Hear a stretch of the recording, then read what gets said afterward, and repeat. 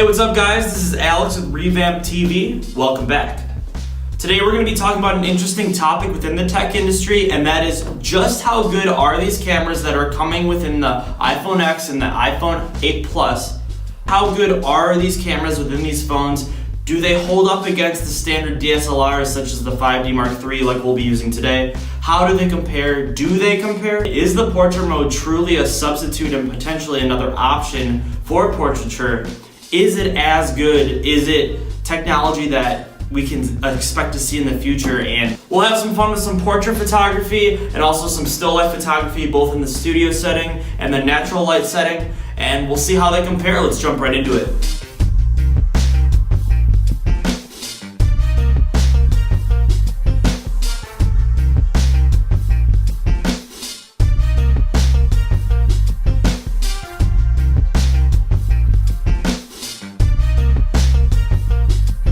So the original plan for this video was to kind of take a look at these comparisons, the photos that we got from each device, the 5D Mark III and the iPhone X, and originally I was gonna take a look at those and kind of edit them side by side and talk through it, but I came to realize very quickly that right out of the box, like yeah, the iPhone X is great and it's insanely convenient as opposed to having to lug around like a heavier DSLR with a bunch of lenses.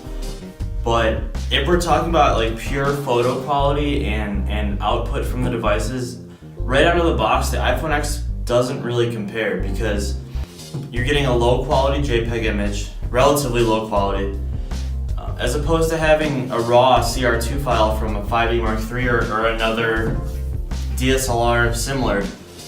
And the amount that you can do with that in post-production is just miles beyond what you can do with like a small JPEG. And you can see that graph at the bottom here that kind of shows the process that JPEGs go through versus RAWs, which don't really go through anything.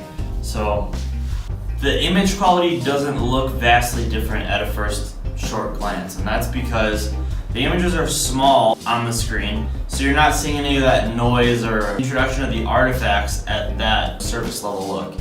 But as soon as you start to zoom in, you will start to see the quality severely degrading and depleting on the photos from the X, and that's because they're in a lossy JPEG format.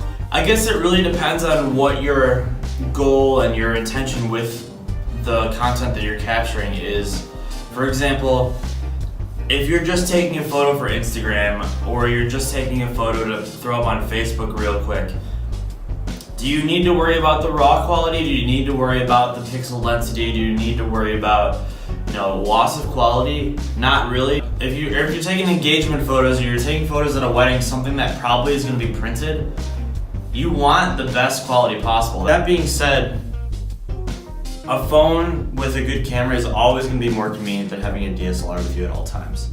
So I will say that. Now, maybe we could look at this at some other time from a different angle and say, okay, so what if you do have like the apps that kind of enhance it and kind of allow it to capture those raw images? Because then we do have a little bit more of a comparison that kind of is a little bit more even of a playing field. But the whole point of this video was to just push that aside and just take the devices straight out of the box and how they work right out of the box. I think the iPhone X is great. I think DSLRs are great, and I think there's a time and place for both of them. Until next time, I'm Alex, and I'll see you next time on ReVampTV.